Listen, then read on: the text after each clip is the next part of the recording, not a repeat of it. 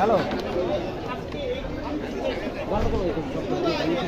নাম হলো এবং সেই উদ্বোধন করার পর যে সমাবেশের স্থল সেটাকে তারা ভেঙে চলে দিয়েছে।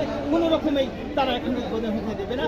এবং একটি কারণ হচ্ছে যে এখানকার যে মানুষ এই দীর্ঘদিন তারা যে অবহেলিত ছিল, সেই নদীর আহিল খান নদী থেকে সারা বাংলাদেশে তারা যাতায়াতের যে বিচ্ছিন্ন ছিল সেটাকে সংযোগ করার জন্য যে স্থানীয় এই অঞ্চলের যে যিনি কৃতি সন্তান ছিলেন অর্থ বিভাগের সচিব এবং তার উপস্থিতি না থাকার কারণে এলাকার মানুষ ক্ষুব্ধ হয়ে আজকে সেই নামফলক ভেঙে দিয়েছে এবং উদ্বোধন করে যে সমাবেশ সেটাকে কষ্ট করে দিয়েছে। এটাই ছিল মাত্র সচিবকে সাবেক যিনি সচিব ছিলেন তাকে দাওয়াত না দেওয়ায় ভাঙচুরের মুখে এমনকি জানিয়েছেন স্থানীয়রা। এই ছিল আমার কাছে নাজিরপুর সেতুর যে উদ্বোধনের সর্বশেষ।